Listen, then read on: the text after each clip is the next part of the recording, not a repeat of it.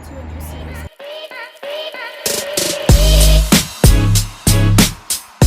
This is where we will be discussing a lot of mental health issues within athletes and just how important mental health is within sports. Today I have here junior midfielder Alex Ripkin from women's lacrosse to kind of discuss her journey within her sports. Welcome, Alex. You want to give a brief description about yourself and your sport?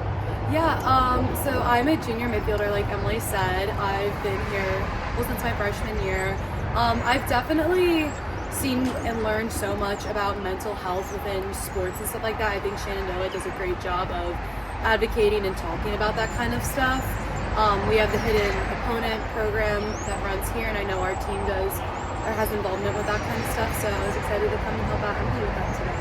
Thank you for coming. So I kind of want to jump into some questions for you to kind of get a viewpoint of like your story. So can you tell me how you first got involved in your sport and kind of what drew you to it? I'm from Maryland, so lacrosse is kind of something you're born into. So my mom played, and then I got into that sport around second grade.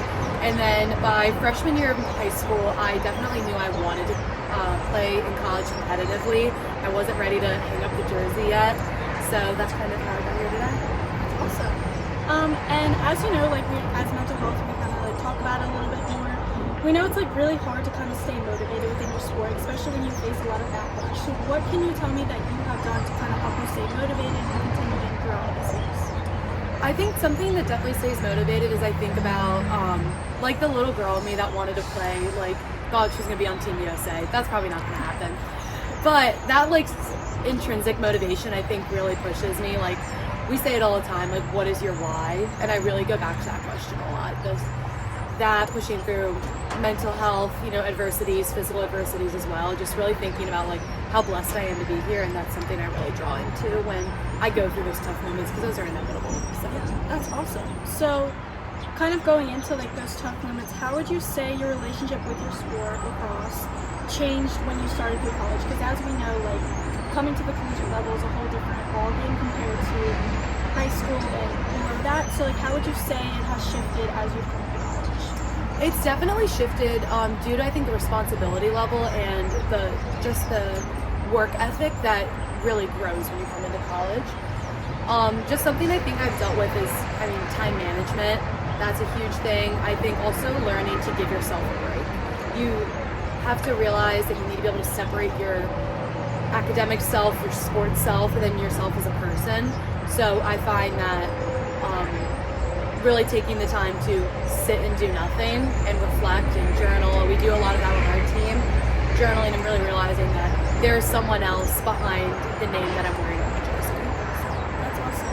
To kind of go into more specifics, what kind of like mental health, like emotional challenges have you experienced as a college athlete, and like kind of how you've been able to cope? I definitely think stress has been the biggest thing for me, mental health wise.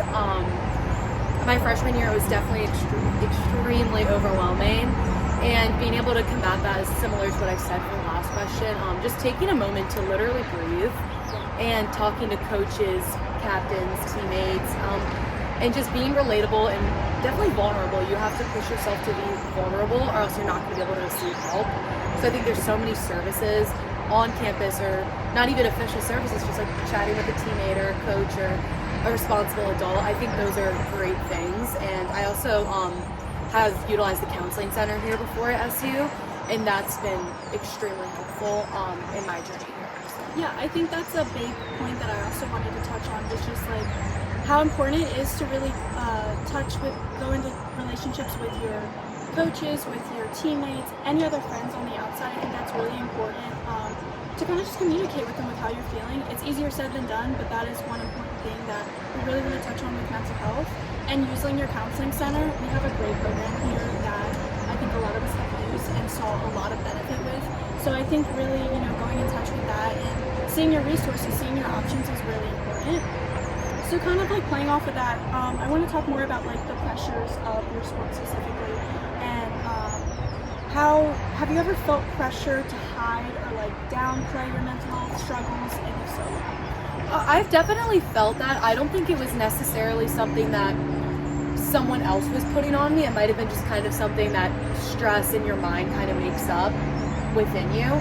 I've definitely felt that before, and just being able to take a moment and realizing, you know, college ends at a certain point, your career will end at a certain point, and you can't put every single thing you're doing into your 4 years here. You can't make your personality and your every achievement can be athletic.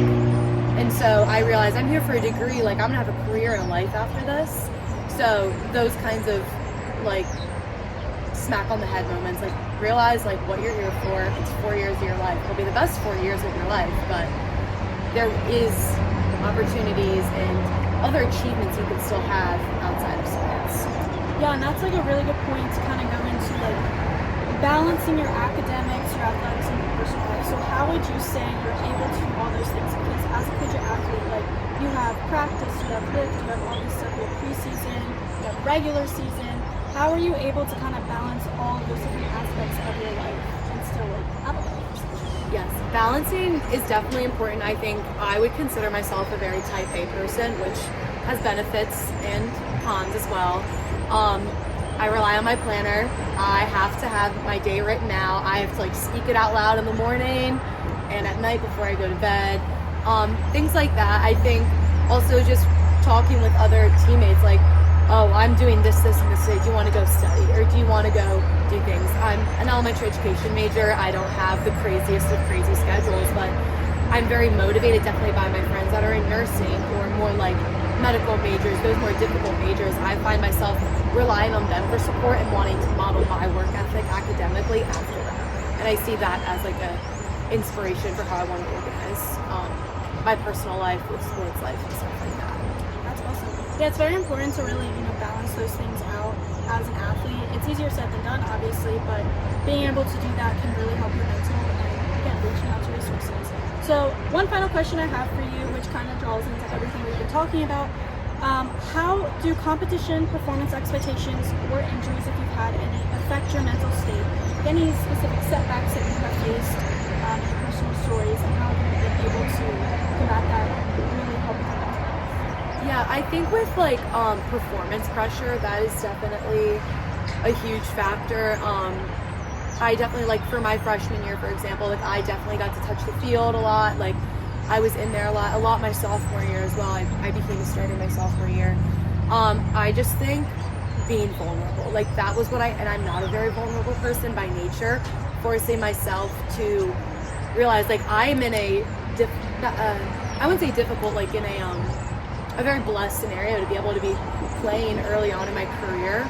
So being able to be vulnerable, like I've told coaches and captains before, like I really feel like there's a weight on my shoulders. It's not from anyone else but myself, I feel like, for me personally.